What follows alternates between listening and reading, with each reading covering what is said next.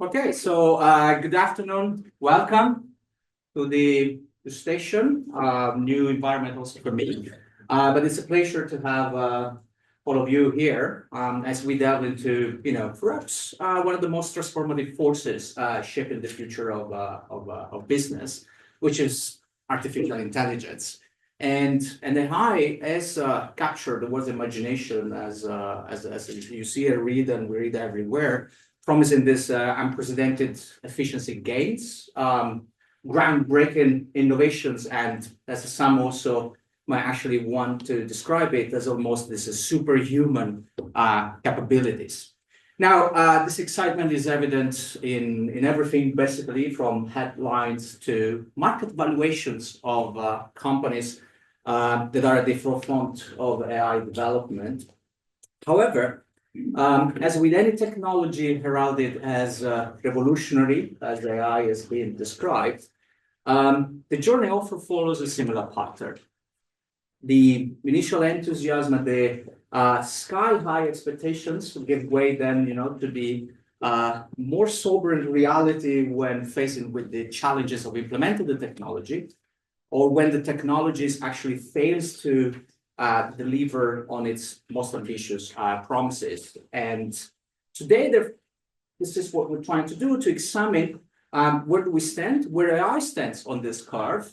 Of course, we're going to have a focus just for Europe to have an idea, and not all of Europe, but a sense of it, to understand basically where we are from this hype to the hard realities.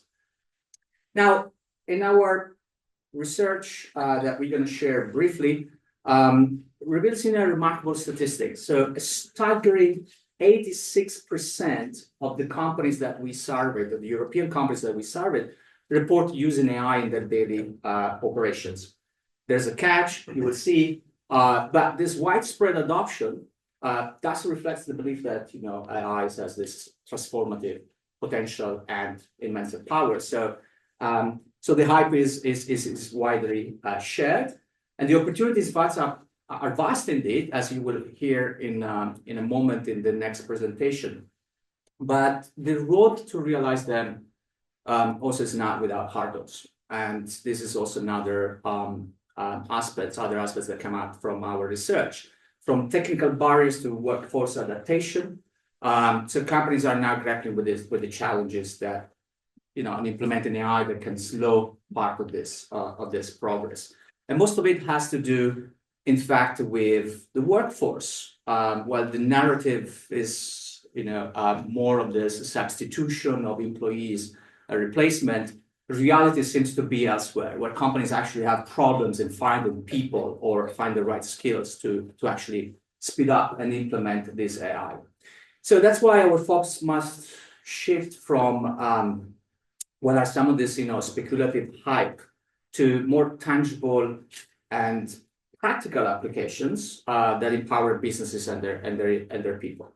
And that's what we're trying to do in the next hour and a half or so. So ambitiously, we'll try to demystify AI. And we're going to do that by exploring the drivers and barriers to adoption, analyze the challenges and opportunities, investigating real-world use cases, and we're going to do even more that through the panel discussion, and then addressing the emerging actual divide between the companies that are leading the AI revolution and those that are falling behind. So there's a question here also, to what extent really AI is a tool that is empowering everybody, or is actually, creating even a bigger divide between the companies that are already leading in some of their sectors. So ultimately, our goal is to identify these actionable steps to unlock the AI's full potential. I guess that's a bias that we have, coming from business schools. We want to see, okay, but what's the roadmap to the step, the 1, 2, 3, to success? But not only for business, but eventually also for society at large. Pretty ambitious, of course. We're not going to accomplish this in the next hour, so you're not going to go away with the solution to all real words. But if we take the initial path, that would be already what I will claim success for tonight. But first, let's start with the big question: why all of this excitement around AI? Now, to shed light on this, I will, please and would like to introduce Bodil Ofman from Implement Consulting Group. And Bodil will get us started by sharing the insights into the potential benefits of generative AI. So why are we here? So Bodil, the floor is yours and your presentation. And you have the clicker there. Thank you so much. As Camilo mentioned, I'm here to talk about the macroeconomic impacts of generative AI. My name is Bodil. I'm an economist from Implement, and we conducted this research commissioned by Google, and we did the analysis for almost every European country throughout the past year, and I will give you the EU perspective here. Before we look into the new opportunities that lie ahead, it's useful to look at how Europe capitalized on past technological waves. And on this graph, you have relative hourly labor productivity between an EU worker and a US worker. And as you can see, since World War II, Europe managed almost to catch up to the productivity level of the US, reaching 95% of the hourly productivity of a US worker. So we were almost there. Then in the mid-90s, the digital revolution led by the internet started to present itself. And largely Europe failed to capitalize on that, both in terms of starting new tech companies and in spreading the technology. And that's shown how our relative labor productivity actually declined relative to the US worker, resulting in the 20% lower hourly labor productivity we have today compared to the US, which has remained stable since 2010. So now we're on the verge of this new, very promising technological boom. And how will we stand there? This graph shows the adoption curves presented in a global comprehensive study that Goldman Sachs did, shows the likely adoption of generative AI into the economy. And this is the technical potential. So when Camilo before talked about 80% of companies, that's true, but that doesn't mean that they have applied AI to all where it's possible throughout the organization. That means that they use it in some areas, but not all. And what I would like you to take away from this graph is two things. First of all, the US is ahead again. They're on the upper curve. They attract by far the most investments. They have most of the innovation. So it will be hard for any other developed market to catch up to them. Europe is on the second most advanced curve. That's the expectation at least. So below US. And the second thing I would like you to take away from this graph is even though generative AI is developing really, really fast, it will take time before it actually materializes into productivity gains. So what we usually see with technological adoption is that it has this characteristic S-shape, starting very slow before kicking off. And the critical point here is the midpoint where adoption it has accelerated and is the fastest. And the expectation is that that will be in around 10 years from now for Europe. And that's quite fast compared to other technological advancements. And there are different reasons why we think that's a realistic case. All right. So where does that leave Europe? We estimate that the potential is substantial if European countries manages to achieve this widespread adoption on the S-curves I showed just before. The expectation is that it could contribute 8% to the GDP in Europe. And that's substantial, 1.4 trillion euros. And this impact is driven by three main channels. The biggest one being a productivity boost to workers who will stay in their current types of jobs, but will become more efficient using this new technology. Then there is also a substantial contribution for workers who will see more than 50% of their tasks being automated by generative AI, meaning some of them will be reemployed elsewhere in the economy. And that will drive the value creation because they can now spend their time on new other stuff while the machine does their old job. And then we accounted for a small productivity loss for the workers who transition into new positions.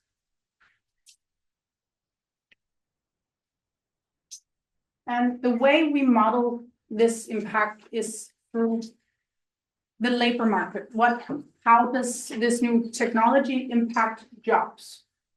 And we looked at very detailed occupations statistics in the EU labor market across industries for every single country. And we divide every job in the current EU economy into three main categories. And this feature I really like about the way we did the economic modeling because it actually reflects the intuition on how we see AI already materializing. So the first category you see up here, around a third of workers, we don't expect them to be impacted that much by generative AI. These workers are characterized by having a large part of their job being physical or human to human, like construction workers or personal caretaker workers. And then there is the really interesting part, the 61%. That's me, and that's probably most of you. We are expected to be assisted by generative AI. So the machine will free up some of our time doing some of the tedious stuff like answering emails or summarizing meetings, but it will also give us new capabilities. I'm a much better programmer now. I can now do visual designs that I wasn't able to do before. So the quality of the work that I do now has increased and I can do new stuff. And then we have the 7% of the current jobs in the EU. These are jobs where we see that more than 50% of the tasks that they currently perform are likely to be automatable by generative AI. So some of these will over time transition into new positions. I would like to emphasize that this is not a large number. We expect that the annual impact of this, the job changes resulting from that will flow into the job changes that happen all the time in the EU economy. So even though AI will shift some jobs around, it will also create new demand and new types of jobs. So we don't expect to see major disruptions in the labor market on that account. And this feature about generative AI, meaning that it complements most jobs, also results in it impacting most industries. So we expect to see productivity boosts across all the industries in the economy. The largest boost, however, will be in the knowledge-intensive service sectors. And this is a new feature for automation waves. So previously we saw like robots that usually automated more manual stuff in the manufacturing sector, but now it's actually us who are being impacted by the machine. This potential that I just spoke about, it's not a given that it will happen. It's a potential, and it requires that we actually adopt the new technology and that we upskill our workforce so we're able to use it. And in the report, we model a scenario where the EU is delayed in adoption, and that will shrink the potential from 8% to 5%.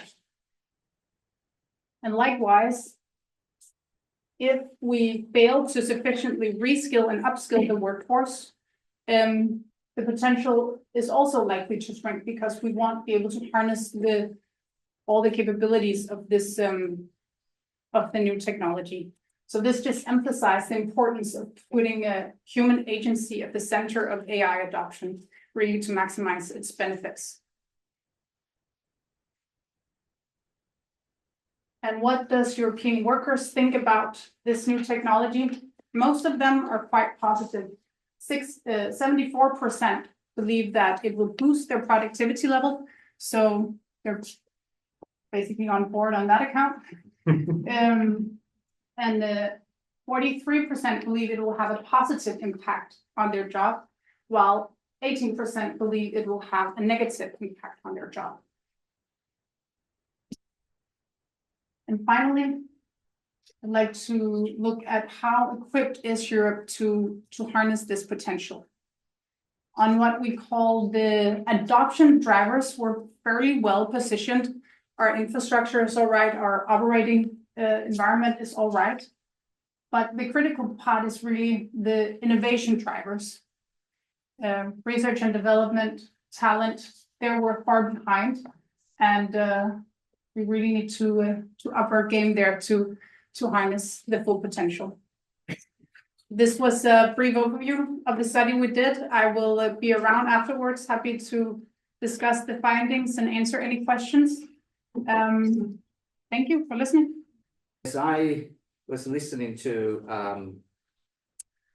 Bodil, I was reflecting with this scenario modeling because that's what the difference between the macro level perspectives and of studies of looking at the impact and potential, and then the micro more level, which is looking actually at what companies are doing, right? So within the organization level, how this is then reflected in the use and adoption of AI. So we're going to present you two pieces of work here. So one, again, which kind of scratched the surface because we did this, survey to kind of get the sense from these companies, and then we did some more deep dive studies focusing on few leading companies to understand these cases and barriers and as well as challenges and the benefits of adopting. So we were sorry, basically, this is, the database of 6,600 profit-driven companies. So we excluded, anything that is, public, charitable, or voluntary organizations that might have, other scope. So we're focusing here, mainly of those, to understand also the incentives from an economic point perspective here. And there's in terms of breakdown by size, now just put that up front, the bias of a researcher to say, okay, I presented some data here, but bear in mind that this is a sample, and the sample is composed by almost 50%. So we have 49% of large companies, again, Europe, 35 it's SMEs, and then we have about 17% that are startups. So that's kind of the composition. So everything that you see there is reflected by that. Having said that, the number that I mentioned before, 86%. So wide use of AI across these organizations for daily operations. So wide adoptions, and companies seems to put AI really at the forefront now as they're thinking ahead of other possible transformation that might impact their business. So they're thinking of AI as being, the most relevant out there. And here is, some of the uses, and this reflects what Bodil was mentioning, right? So we look at across different industries. Actually, we see that most of this adoption has to do with applications that are related to data intensive, knowledge intensive, actually, industries. Now, and as I will show also you later on when we're looking more at the leading companies, financial sectors actually stands out as, if not the leading, it's one of the leading sectors, along with other manufacturing sectors and retail, but manufacturers that have data intensive actually use for a reason, right? I mean, that's what AI does, right? So it basically help us making sense of complex data in few seconds, or if we want to put that to the extreme. And so this basically wide adoptions and reflects basically how forces are shaping these business processes. Now, as mentioned, what we did was going beyond that 86%, which to us looked like ridiculously high number, right? So it cannot be. And therefore, we're looking more at what we care as a researcher, right? So the variance, I mean, the distribution in the firms, the distribution in what terms, mainly in terms of intensity of use. And so when looking at that, then the numbers and the reality are completely different in a sense that there are very few small numbers, 6% actually of the companies that are really leading on this. And by leading, meaning that they use, more than 70% of the different AI applications out there in their operations. And most of the other companies, they are playing, let me put it this way, they're playing with this toy at the moment. So they are catching up and looking around, they start playing. And then there are, companies that are really lagging behind. They are very using, less than 15% of this. So we create these categories, and here you see again, what are those leading companies, right? They're mainly large mature firms.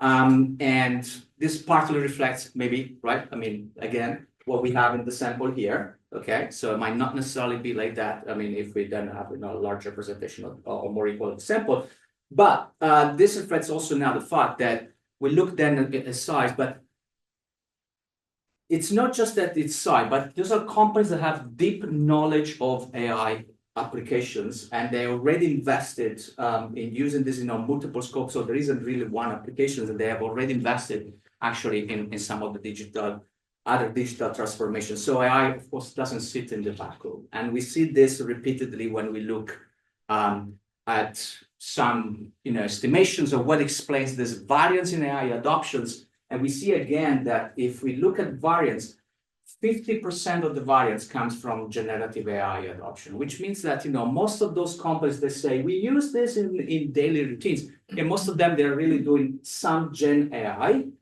while then fewer companies, they are actually integrating even other more sophisticated, right? I mean, AI tools that they implemented within their organizations. And this has to do with some of the specific sector needs that come up basically from these adoptions, right? Some of those operations.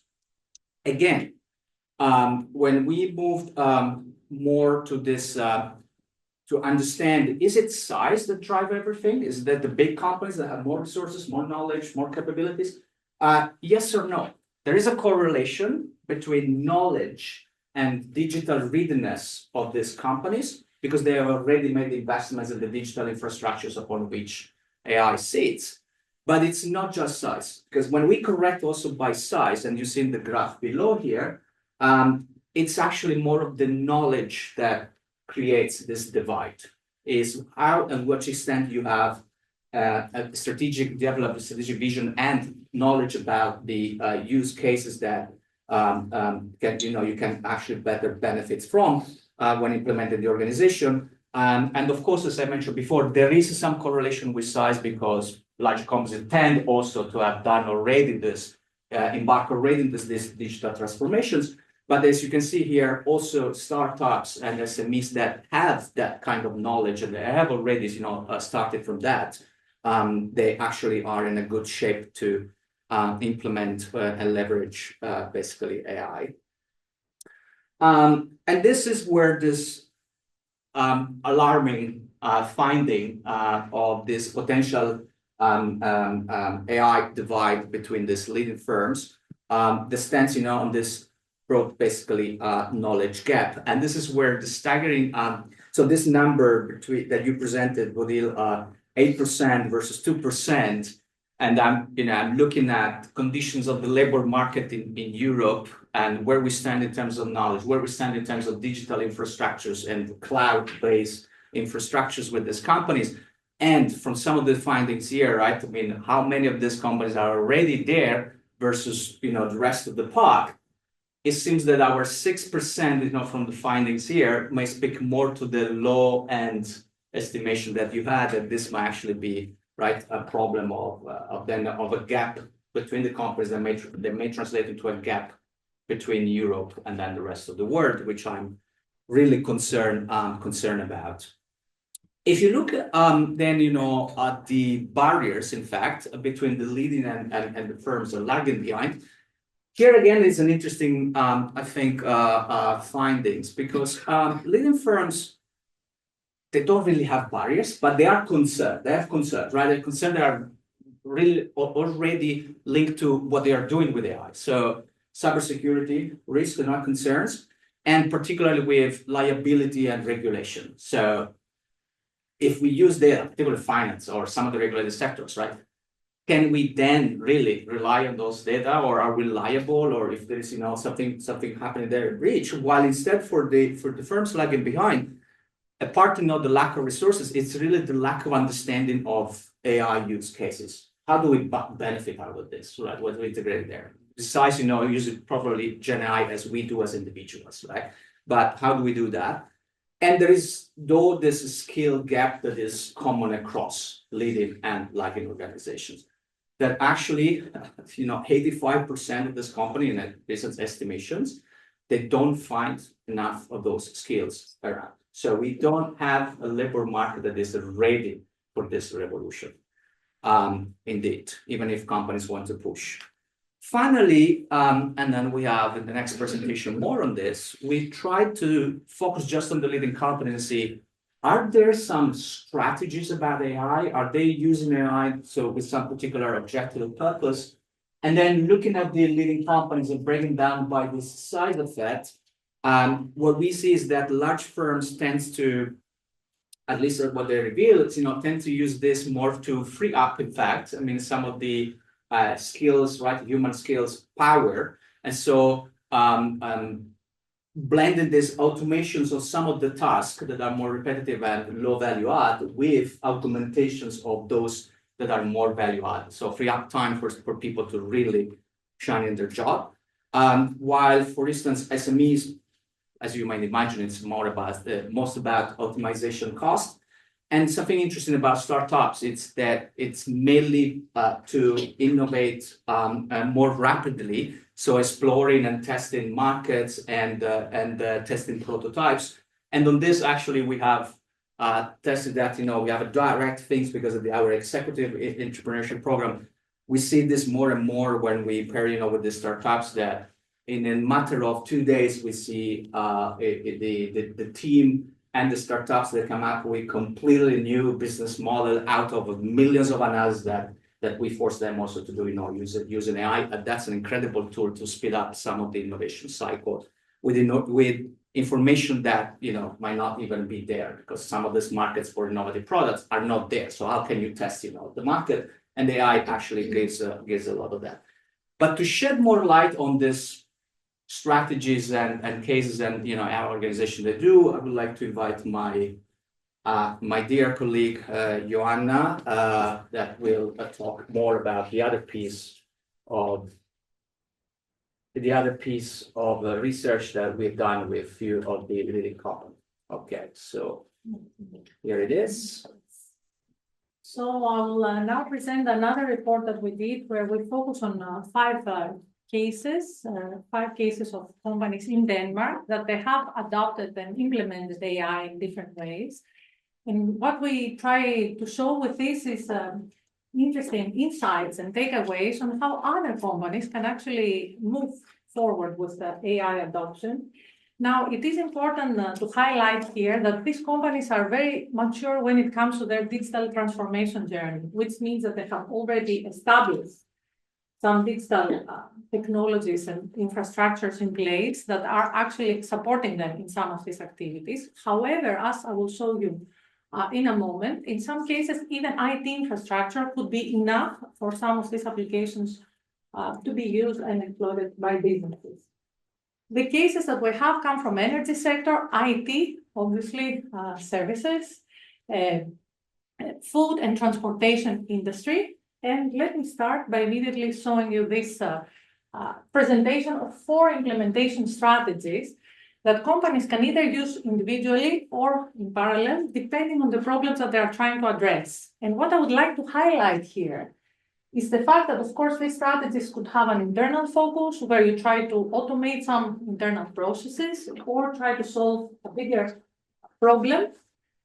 And they could also have external focus, aiming to new products that AI can allow you to offer to your customers, or customize and offer something specific to big customers through specific projects. But my most important take of these strategies is that they can either build on IT infrastructure or digital technologies and IT. And if we focus on the 2 strategies on the left side of this table, what we do see is that companies that they are implementing AI following these strategies, they see AI more like an additional technology that goes on the top of an already plural IT infrastructure. As such, they follow a more like a software development approach to the projects where they have very specific stages, specific goals. They have clear return on investment expectations in a short term. And they, of course, impose in some ways the solution to the organization. This is one way that can actually lead to automation of various processes and allow for IT technologies and especially information systems to provide the necessary data for improving and having some operational efficiency gains. However, on the right side, we can see some other type of implementation strategies that they exploit digital transformation in the organization and perhaps the digital mindsets of this organization. So what we do see in these cases is that actually AI is treated like a digital employee, as one of the informants of one of our cases mentioned. It's treated as a counterpart to the humans that is co-creating value for customers or for solving a particular business problem. And there, what we do see is different experts, different managers from different levels interacting together to identify valuable use cases. We see that actually the company dedicates specific teams to be organized and solve the problem. And there we also see that actually budgets are allocated specifically for AI to be exploited. To become a little bit more specific, I have some use cases that can actually elaborate and show what I meant with these generic strategies. And here we have organized them either based on the fact that they can enhance human capabilities, the AI projects, or they can enhance system or technology capabilities of the organization. And in some cases, that is focusing on efficiency gains. In other cases, it transforms key processes of the organization. And here, for example, one on the left side could see AI agents or RPAs that can be used to support automation of particular processes and more or less allow the organization to enhance its automation and efficiency gains, or Gen AI that assist specific tasks in the organizations to be automated and therefore enhance human capabilities. Whereas on the other side, we see more complicated machine learning technologies that through real-time data, they help through predictive analytics tools to take real-time decisions and predict, for example, in case of traffic, different patterns and act upon them proactively, or assess through data the quality of products and therefore dynamically decides on prices. Now, what is interesting with these use cases is that I would dare to say that the ones on the left, they involve a little bit less cost elements when it comes to investing, and I will explain what I mean, perhaps because in some cases the learning and the new skills necessary for the employees are not so dramatic in terms of training activities and investments, because when you automate a process with RPAs, then people, they just have to use it. When you use Gen AI, people need to be trained on how to come up with interesting prompts. Whereas in these cases, the new skills necessary for the employees are much more difficult to obtain, and they need much more training and perhaps new employees that have these skills. Therefore, I would dare to say that these use cases involve higher costs. And this is something that, of course, now we did some preliminary studies, and later on in the project, we'll have more results, and hopefully we can present more concrete results when it comes to the cost elements. Now, having said that, that leads me to the next slide, that obviously, as we already discussed, we need reskilling and upskilling. What does this mean? Well, it means that obviously we need to hire some technical experts, and here I will disagree a little bit with Carmelo. Every year, CBS produces 300 of these experts. So if you calculate, there are enough at least for the Danish, let's say, environment, let alone KU, DTU, many other universities that I shouldn't start mentioning here. So we have data scientists that we need in order to help us understand what type of data we have, what type of solutions can we use in order to solve our problems. And of course, we need to train our own managers to be able to communicate with these data scientists, because otherwise it will be difficult to actually find out how to better exploit this technology. But more importantly, we need to maintain the critical skills of our managers, because these systems, guess what? Sometimes they collapse. And if they collapse, then you may end up not being able to provide and disrupt your operations, which has a detrimental effect for businesses. So it's important somehow to maintain these skills at the same time that we automate with AI. Most importantly is that senior managers need to be trained as well. Why? Because in the future, they will have to manage not only humans, but AI agents as well. They will have to find a good way of developing collaboration among the two different types of agents.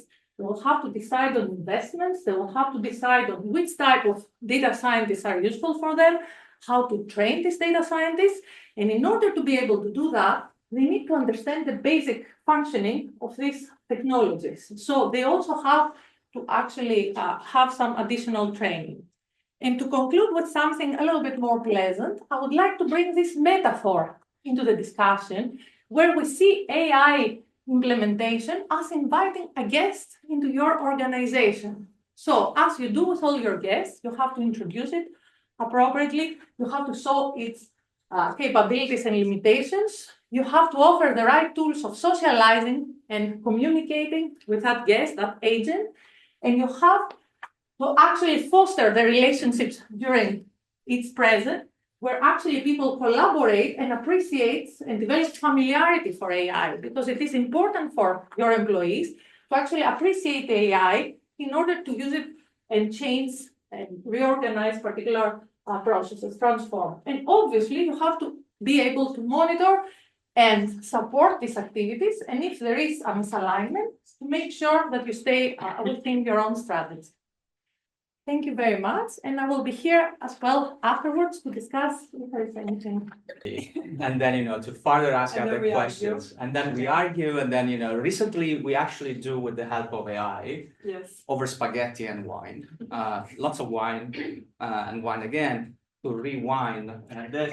But so I asked, Martina, I said, listen, really, to make sense of all of this, we want you to give, some points of what is that you see here, Carmen, what are the key points we should focus. So I'll leave the floor to you to make sense of all of this. Thank you, Carmelo. Thanks for having me here. And hello, everyone, also the ones online. So as Carmelo said, I'll try to summarize main points that have been discussed, and then maybe throw a few questions that hopefully the panel can address. The first study highlighted the more macroeconomic impact of AI. And from a GDP perspective, that can lead to between 1.2 and 1.4 trillion euros added to the EU GDP after the 10-year implementation period. And to put things into perspective, that's around 3.5 times the GDP of Denmark. So imagine 3.5 Denmarks added to the EU. That's quite significant. Looking at historical context, as my colleague highlighted, Europe has been actually lagging behind the US. So now generative AI presents new opportunities to close that gap. And another key finding is that, that's actually highlighted from all the studies, the fact that AI will work together with employees and workers in various sectors. So 61%, that's what we found, of employees will work together with AI and have productivity gains. And the interesting fact there is that majority of those sectors are knowledge-heavy sectors and the service sectors. And that is very different from previous automation waves that we have experienced. Obviously, key to success is that this technology is implemented across Europe and across sectors, and we're not there yet. And then another key element is, of course, skills, as also Joanna highlighted. So upskilling and reskilling employees, making sure that experts are brought into the organization and that current employees are trained and educated on this. So when we then zoom at the more micro level and look at how businesses are using and implementing AI, we see that, yeah, the use of AI is widespread, 86% of companies, that's quite a lot. And they use AI on a number of tasks, data analysis, retrieving information, rewriting text, and a number of other applications. And then there is this AI divide, which is very interesting. So the divide between the leading companies and the laggards, which is mainly due to knowledge gap. Size, of course, also has an impact on that. And the larger companies having a digital infrastructure that can support AI. While the smaller one or SME or the ones that don't have that infrastructure are lagging, but otherwise is a knowledge gap. And I would say that's also something that we see in our work. Very often the first step with companies is to align and discuss what are the use cases. So what can AI do for you? That's really the first step before the implementation and seeing how to use the technology. So maybe on this divide, I think first question would be on the democratization of AI. So to what extent is AI a democratizing technology, both AI and generative AI? So on one hand, you could say that generative AI is a technology that is open to all, is very easily accessible. You don't need a lot of data or a lot of skills. You can use ChatGPT and a number of other tools.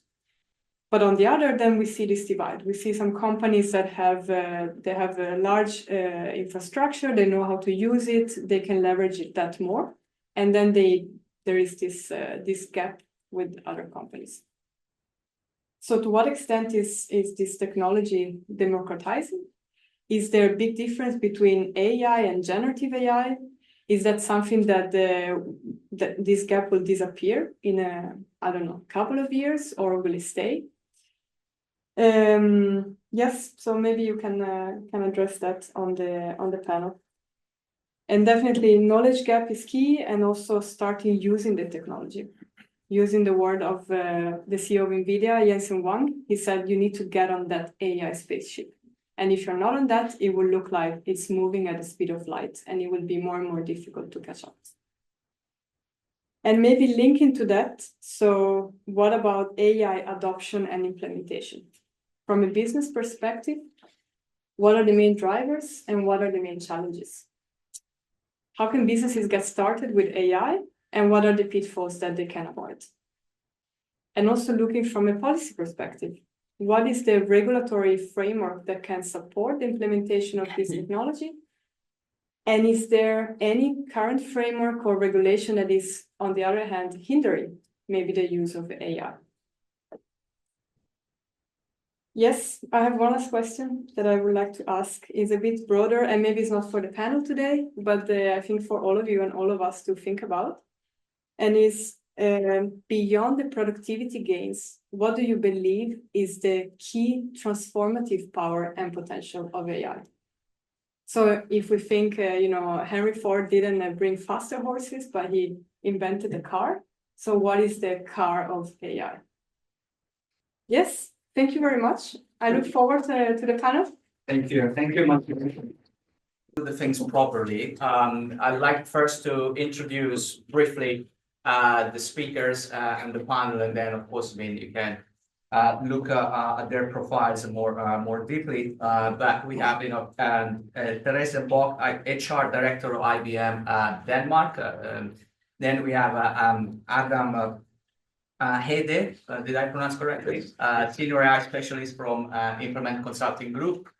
Eric Dahlberg is a senior economist, but also special advisor, particularly on the tech aspects, and with a main focus on cloud also to the Danish Competition and Consumer Authority. So we're gonna touch on the regulatory, hopefully, aspects. And last but not least, Klaus Gutwig, principal at Net Company. So I will like to start from some of the one of the last questions of that Martina posed here, right? That we have seen also through the presentations that companies really vary and the way where they stand with this adoption integration. So more from your own experience, what are the key? You say the key drivers of adoptions and challenges when implementing AI. And first, maybe also because if first there, I will start with from you, Teresa, maybe how particularly because we talked also skills and the humans here, capabilities, argumentations, how this really changed, in the HR context, AI, and if you can bring some examples from your own company or how you've seen that. Thank you. So yes, I don't think we normally have HR coming and talking about technical stuff, right? But that's a change for us as a company. And IBM is an organization with about 300,000 global employees. And our business, our core business, is obviously to help clients with their data and transform their businesses. So what we made a decision many years ago, about 2016, we went out and said, let's try it out internally because that's more effective to our clients, right? We tried ourselves. So HR is client zero, kind of an AI business. So we've done the roadway and we started the journey easy way. And I think also that's a recommendation, like just transparency on data. We had a chatbot that many companies start with, so people can ask questions and get fast replies, but nothing fancy. And even I'll just admit that in the beginning, 2016, we were laughing when we saw the first attempts because it was so poorly, right? And chased people away. So it took some time to get them back. But then fast forward, moving more and more into automations, doing work for people, that gradually brought people back. And then also now, fast forward to now, where you see generative AI also being more interesting. The chatbot is like, you can ask as an employee, how do I get promoted? And then you sort of, it will pick stuff from maybe 5 different intranet sites, getting recommendations, or even if you're a manager, it also, here's a link, by the way, if you're already going to do it, and transforming that conversational experience, which is on more soft HR topics. So that's quite fascinating. And we do it because it's creating value, right? Obviously, one thing is money, return on investment, productivity. This Ask HR chatbot that we call it has provided us productivity gains from about 40%. So that's tangible return of investment to the business, or you can choose to spend more time on more qualitative HR tasks. It's also more fulfilling from an HR point of view. I get to do more interesting tasks instead of trivial things. How much vacation do I have left? I mean, who cares? Go to the chatbot. So that's the fascinating part. Is it challenging to do such a transformation? It's not just a tool plug and play, right? You need to transform the organization, and I think that's also what I hear. I thought were very fascinating, all the presentations just before, because that's really the key essence. You need to transform an organization and bring them on board. And I think your question there, just to answer how we're doing it, because some might think that it's the IT department that will do the job. You can't do that. You need to have the experts involved. And even though I'm sitting in Denmark, small Denmark, with 700 employees, I'm involved in many of these. We have ethics boards. All our solutions go through that to really provide huge. But we also do once a year. We do what I call it hackathon. We invite all 300,000 employees into 2 weeks sort of journey, bottoms up. Go into groups, do some learnings, form groups. What's in finance? What's the thing you're working on right now? What could be solutions to your problems in your area? And then bring that to the board. And then I think this year we had about 170 use cases coming back from that. Yeah, that's quite exciting. So you can really transform if you get the full crowd involved. Yeah, just a few examples. Fascinating. So thank you. Klaus, I would like to move to you. How do you use in your own company? Okay, so I happen to work in a huge IT company.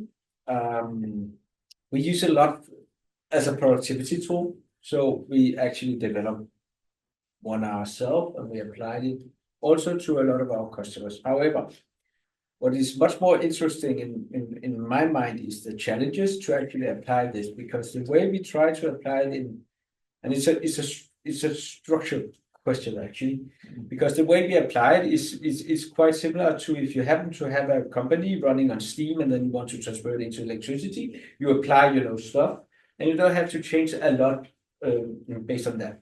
Now with AI, it's quite different because it challenges the structures, because you have to share data, you have to come across data, you have to, if you really have to harvest the benefits, not just from a productivity tool within each, pillar.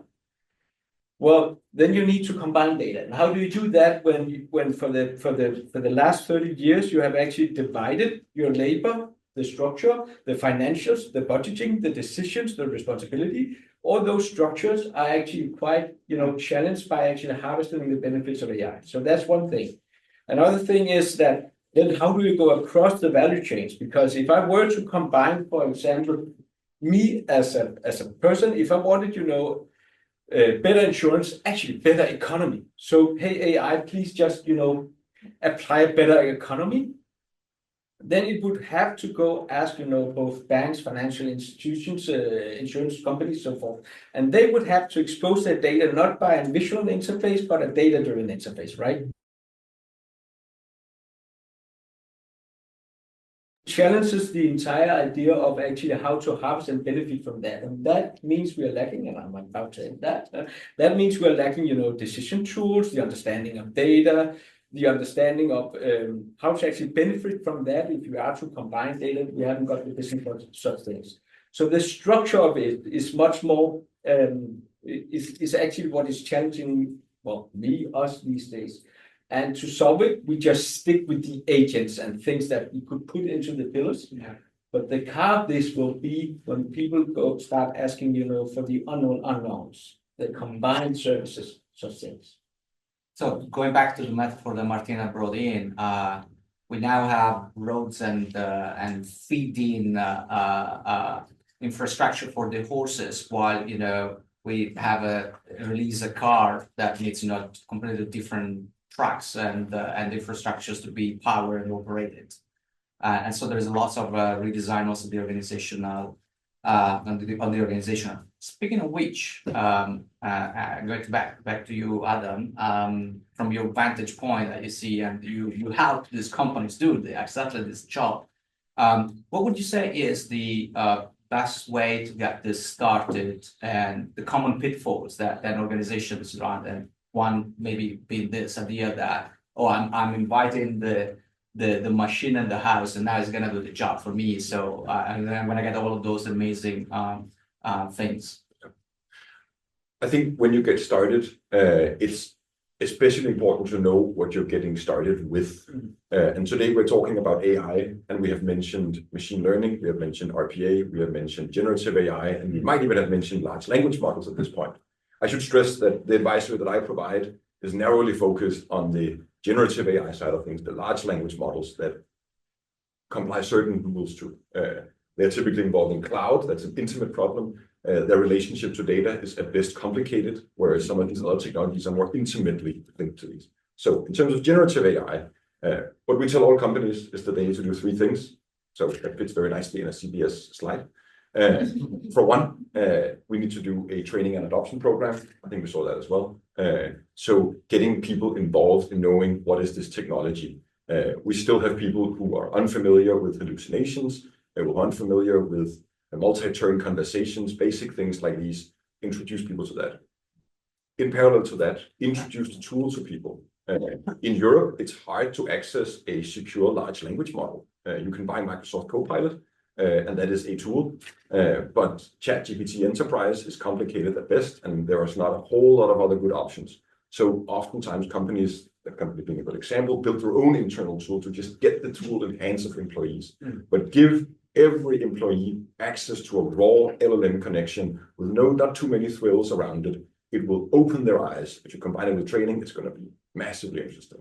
And the final thing is to have somebody sit down, depending on the size of the organization, we typically call it a task force, but that overwhelms some people. It can just be one person half time. It doesn't have to be a whole lot.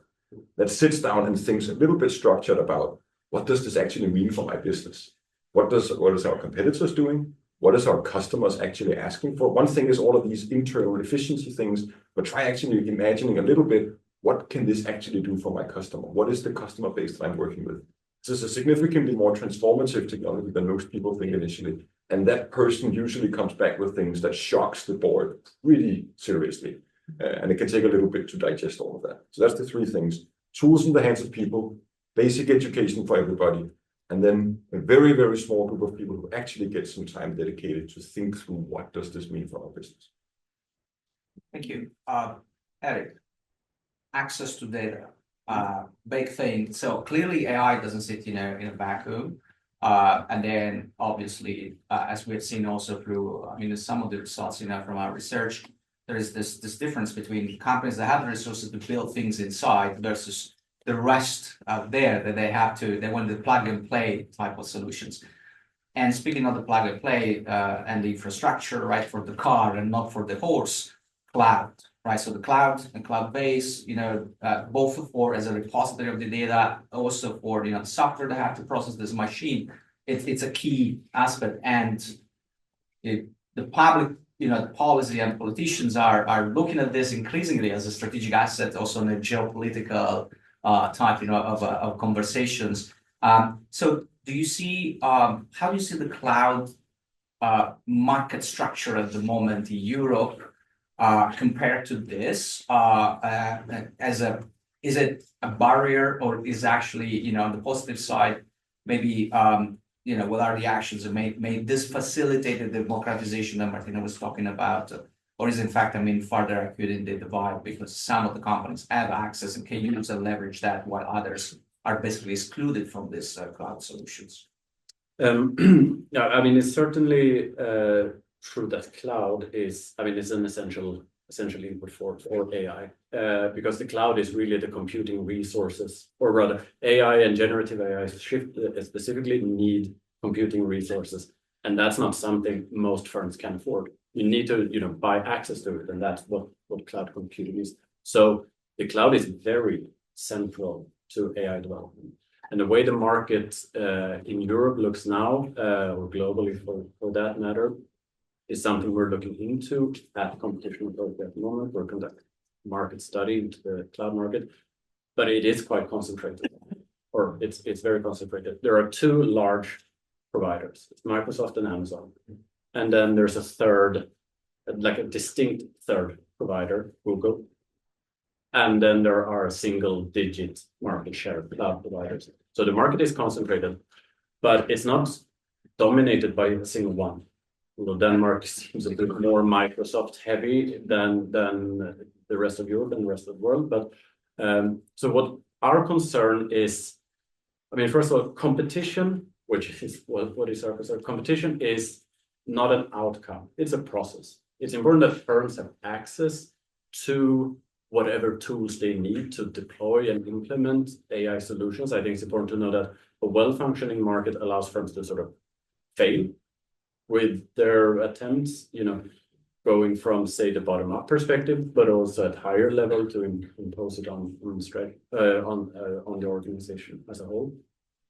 And if the concentration in the cloud market creates bottlenecks, or if it locks firms into sort of the cloud provider that they once chose and can't, move to others, and there are fairly strong signs that that is indeed the case, especially if you develop advanced AI solutions in one sort of IT or cloud architecture, it's really hard to expect that if you prefer another provider that you can move.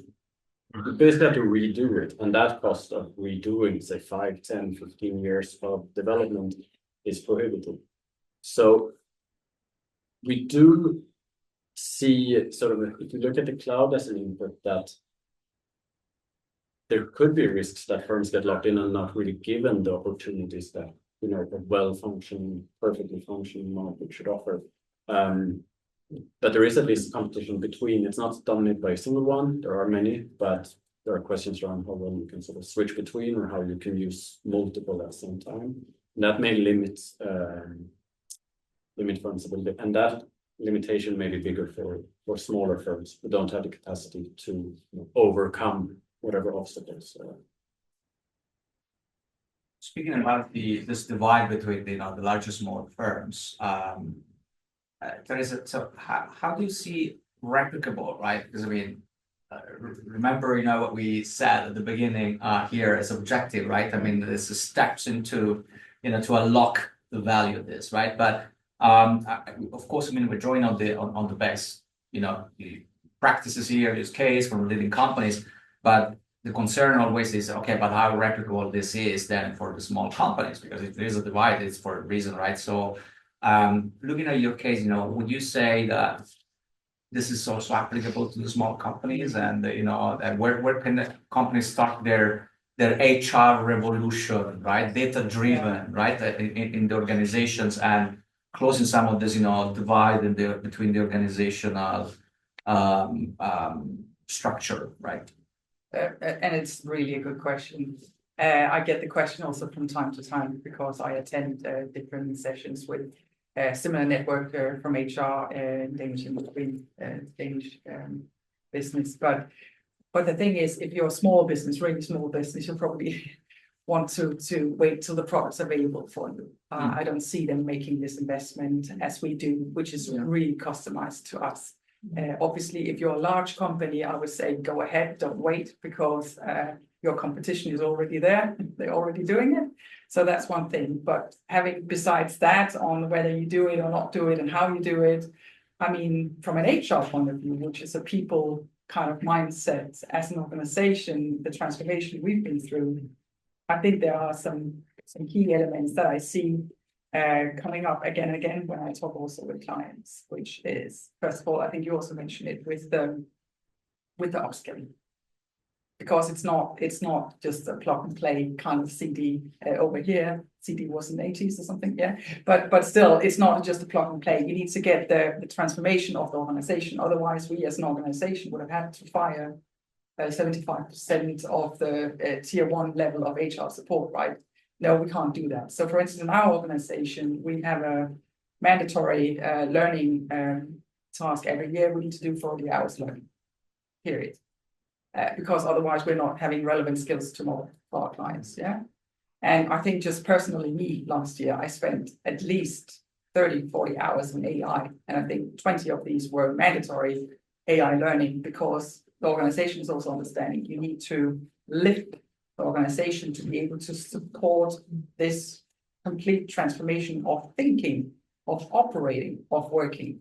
So any company, if you're not even started yet, that's definitely a place to just get the mindset around it, understanding what AI can do for you, because that comes to the next level. Yeah. If you are going to then do AI, what are you going to do? And this is probably where you can dream big. You need to really think your business. What are you doing? What's your mission? What do you want to do? How can you drive productivity or build that new car that everybody talks about with AI in your business? And obviously, I'm coming from IBM, so I'm saying you need to talk with some consultants. Yeah? But that's one thing, to not be alone or implement or whatever you are. Yeah. So maybe a couple of nuggets on that one. Yeah. Oh, there's some hand. Yeah, I would like to ask, I'm also a HR director, and what about the risk of using AI in HR? How does your company really minimize this risk? Because, for example, AI screening CVs has a lot of lives. And then I had my own examples when my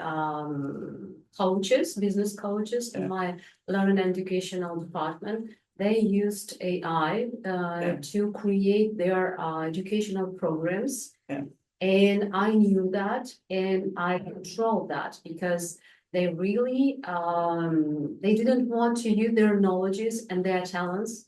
They just took everything from AI, and then they shared this to our employees. So without customizing their this information to the needs of the company.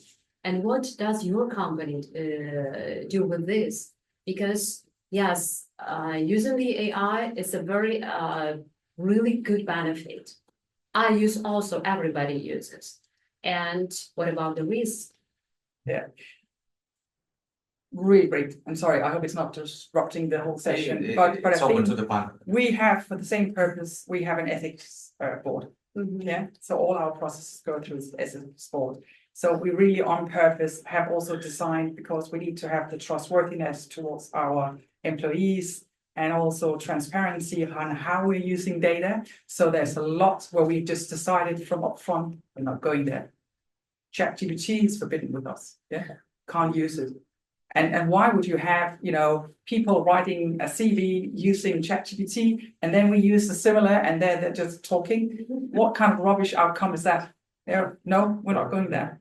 So definitely any AI process you're implementing, you need to sort of think about how do you remain and keep your trustworthiness towards the employees. We are very high on that. So I can only agree with you.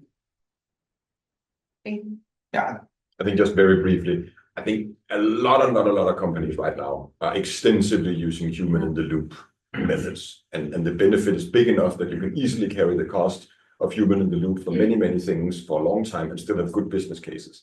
So human review and everything, human signatures. At that point, the AI isn't making many decisions that isn't vetted by a human. Then we can discuss automation bias, but you can do auditing, and there's tons of stuff to do there. I think that will solve a lot of the things. And then there is a thing in that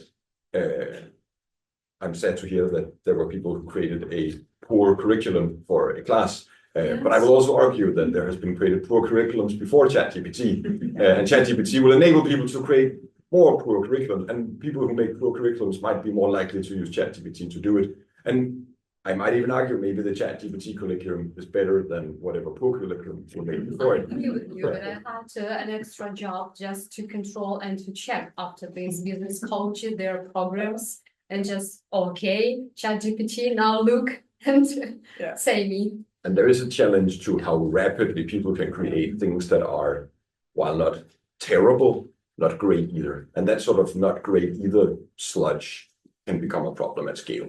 But I like your idea about the ethics in this, yes, and about the trust.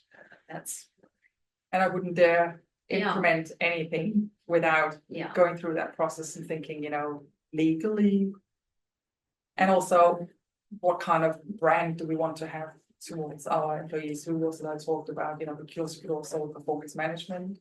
You know, I've also heard of these, you know, that do a resume or a summary of a meeting, right? You could also have the cameras just seeing, you know, who's active. You should have a promotion, you can do a lot if you like, but do you really want to do it? So you need to have an opinion. we have also another question, and then we move with another round of questions that I, but. Okay, thank you very much. Thanks for. And if you have questions, please, just raise your hand so that I know. I have a question for the whole panel. I'm curious, I would like to pick your brain with large language models and generative AI, because that's primarily a data play, right? And as supposedly we are running out of publicly available data pretty soon. So the most valuable asset companies that are not AI providers is their own highly curated quality data. And I'm wondering if there's a sleight of hand going on where these companies are being distracted, look at the shiny AI over there, but in reality what we're after is your valuable data. And then you end up, if I was a company listening to this panel, I'm like, oh my God, I'm out of business already. So I need to run for it, rush for it, whatever Microsoft, Google is coming, offering me, take more data, because otherwise I'm out of business, because starships are leaving and stuff like that. But in reality, I'm paying Google to train the models and to steal my data. So that's this slide of that I'm curious about. Okay, so Adam or Eric here. I'll try to make it. Adam and Eric. I'll try to make it brief. I'll just flat out disagree with you. Very good. Yes, we're not running out of public data. The way you train these models is you have a pre-training step, and we're using large amounts of data for that.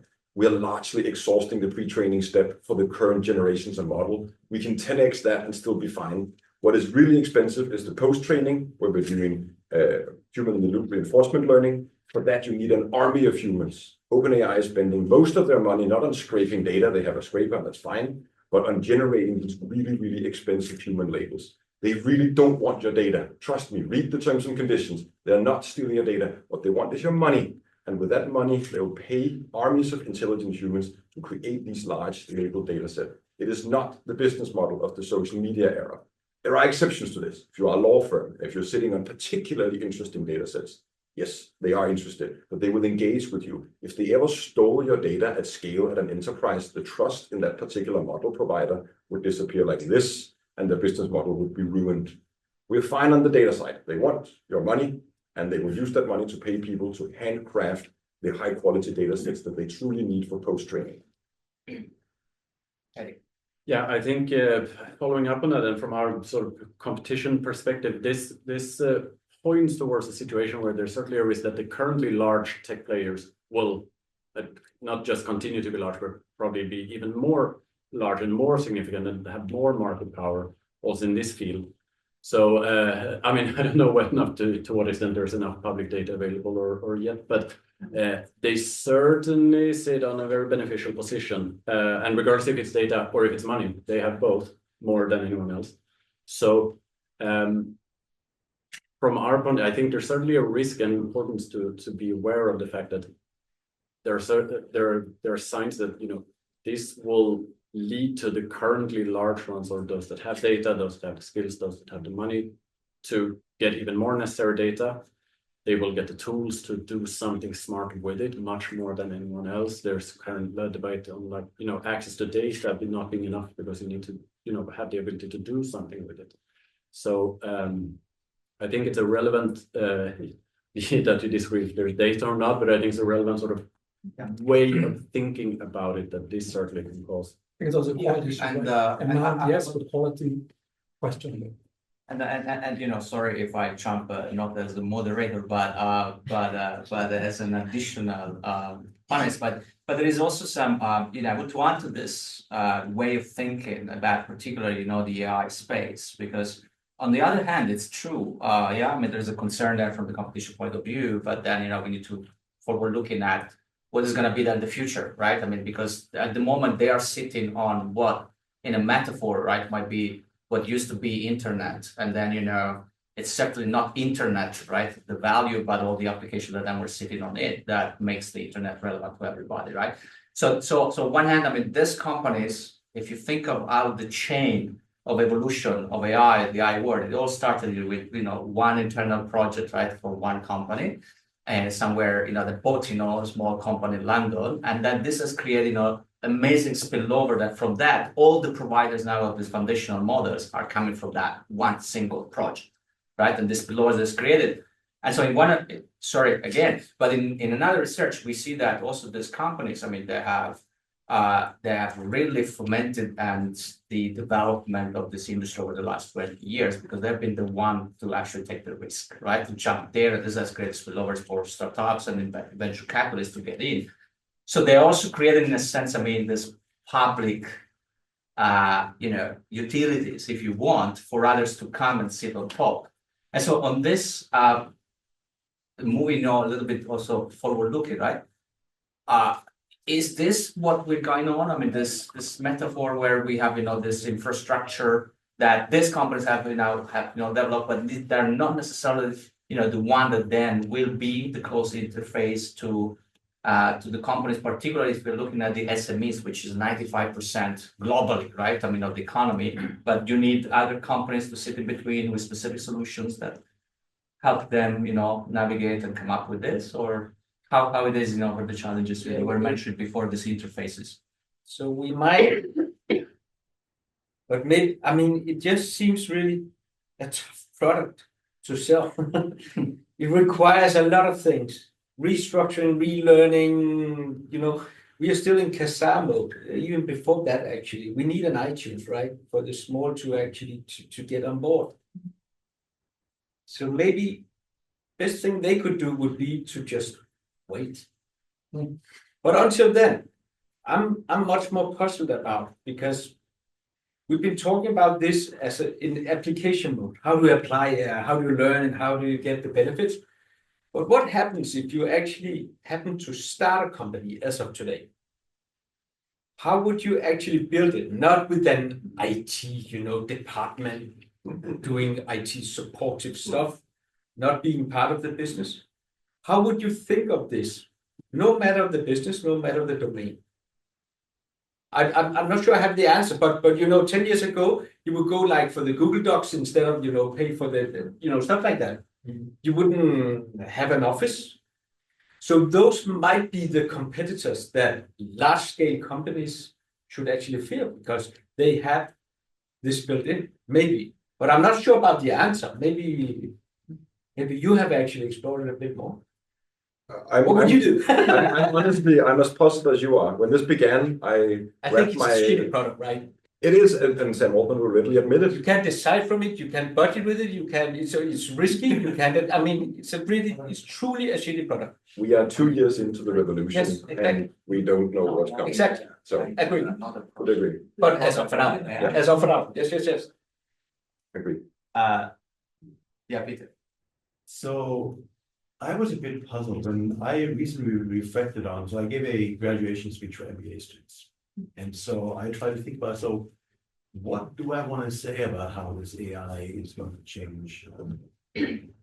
I actually came to the conclusion, particularly top managers, the role will be to provide legitimacy for using these tools in certain ways. So when you said, this is trivial about the ethics, which is like a board, they do it and bang, you're running.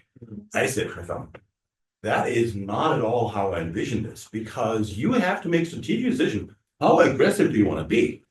Right? I mean, you can say, okay, we're going to play it safe, so I'm not going to violate any European laws, or I'm going to say, I'm going to be Elon Musk. Forget the laws.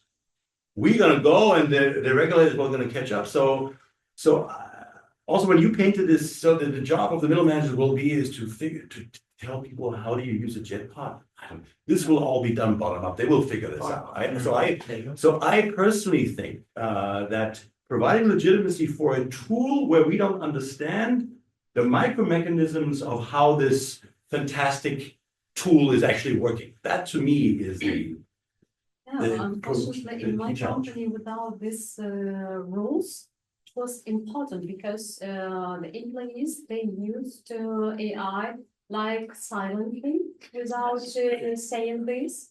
And I was responsible to check their results of their work before I presented this to my CEO. Because like we pay money, we pay a lot of money for their knowledges, and they don't use their knowledges. Instead, we use AI.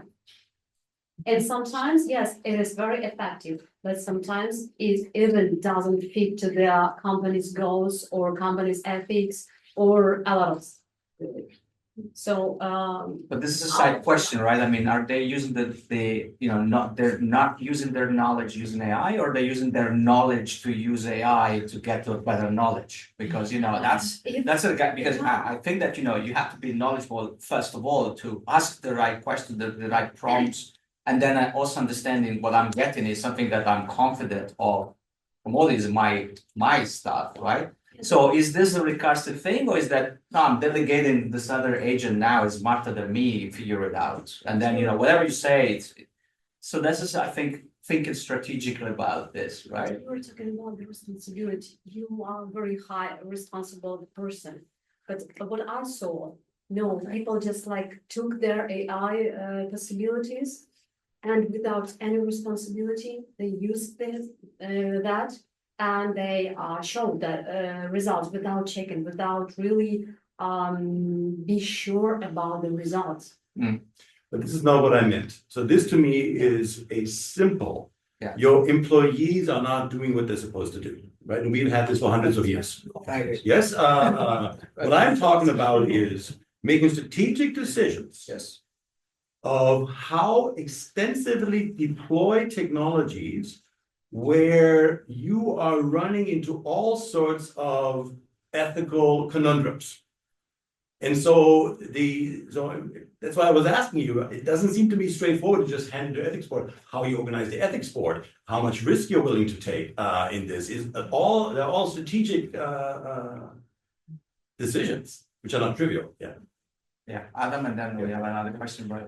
I think just briefly, because I very much agree, and I think it's a overlooked area of research because it's very new. In Implement, we work with a term we dubbed GPT hesitancy, and that's the feeling you get if you created a piece of work with AI, and now we're talking the silly ChatGPT clones and whatnot, but that's a real thing in many companies.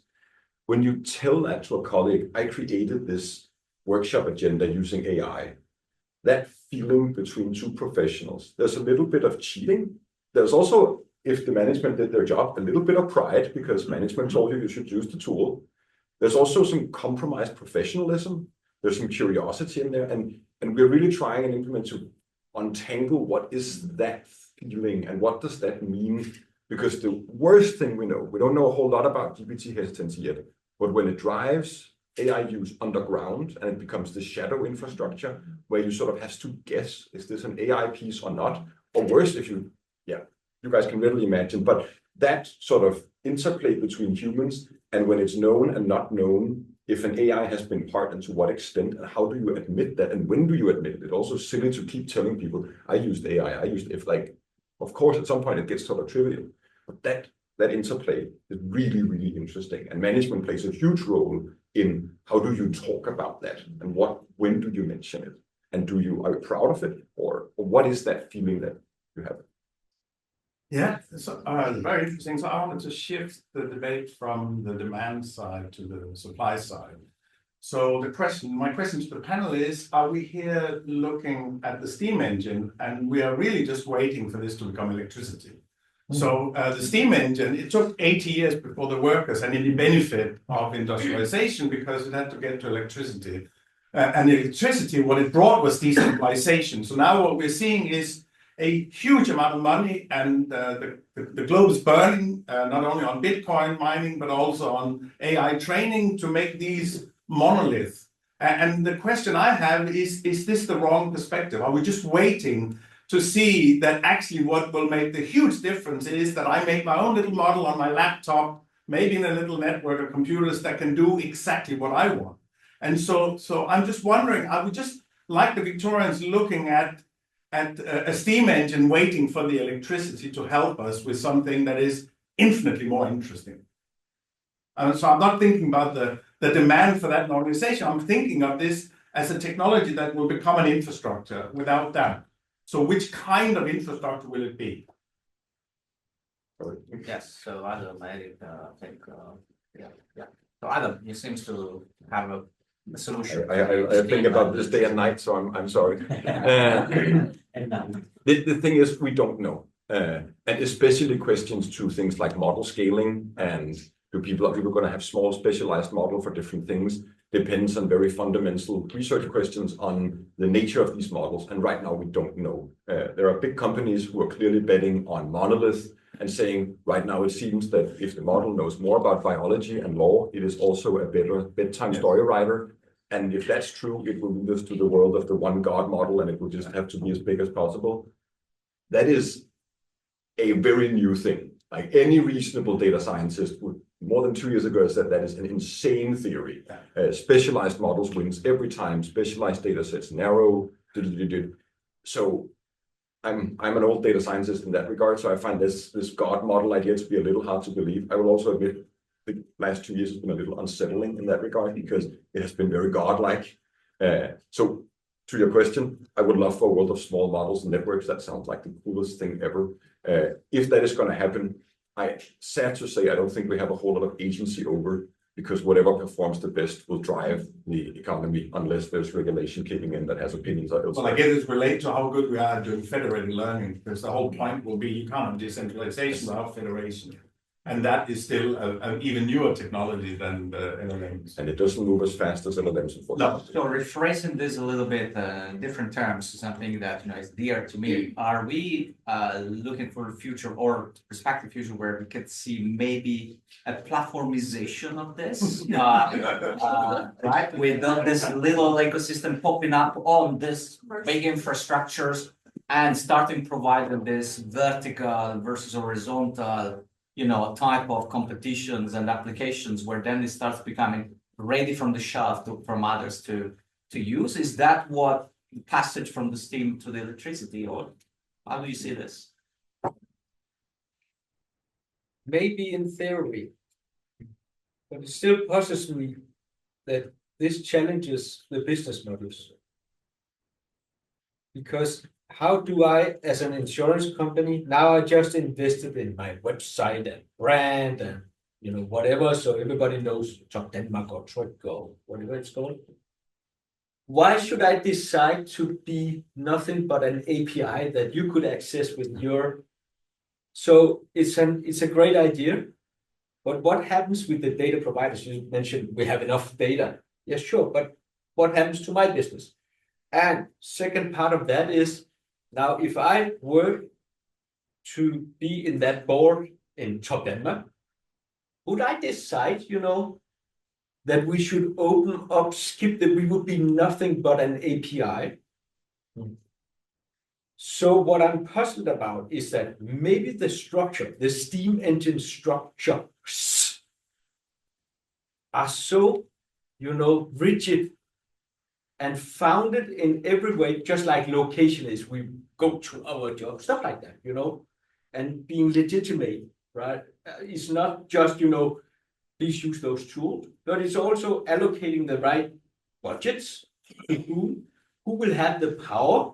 If I were to, ask my boss, who's very directional, owning the company, that maybe we should, just challenge the way he directs stuff, he would turn that down immediately, right? So in theory, yes, everyone will create their own app, service, stuff like that, their own series. But if the providers of data will not open for that, following this theory, then maybe the structure will win after all. Maybe. So I'm quite puzzled about this. That of course technology will, enable that, could enable that. But if money doesn't follow, then what will happen next? But that's on a service approach, not on solving, huge problems like, green stuff. So rephrasing this in a more positive note is that, whatever is the superpower of AI, humans still retain, lots of power with their own structures and both in organizations and the rest is to decide whether to what extent we're going to allow, this machine to operate with us. We're running out of time. There is though more time to enjoy and indulge into conversations with great wine. Before we just close, I would like to ask you briefly, give us some keywords, whatever that is, on positive, negative, puzzling, note about AI so that we can just go with those keywords into our drinking, indulging, networking. Teresa, your keyword. My keyword, one keyword? Two, three. Two, three. But it needs to be a keyword. A combo. AI, amazing. It's transformed. It's just been. It's been a great journey, and I can't imagine being back in the old world. Really, I can't go back to that world. You don't want the horse. You want to drive the machine. I want. Yes, the car. Yes, okay. Definitely. Fantastic. No horses. I will. No horses. Yeah. No more horses. I will use as a hashtag for you, Adam. Imagine if this scales. If the engineers are right, what does this actually mean? If this scales, if this gets more intelligent, if this gets faster, cheaper, at the pace it currently looks to be, all of our analysis are very quaint. This is a snapshot with the current technology. Snapshot. Well, I guess I would choose freedom of choice as sort of an important point from the competition side, that it's good if firms and providers, if there is freedom of choice, that's typically good. There are risks that there will be the opposite of freedom of choice, but we'll see. Fantastic. Well, to me, this is truly transformative technology. And what will be really interesting is when it actually starts to deliver, on the unknown unknowns. When unknown unknowns will be a great part of your organization. The way you ask questions, getting things you didn't know the stuff. That will actually be, well, I'm curious about that. Fantastic. So please join me for a big applause for, thank you very much.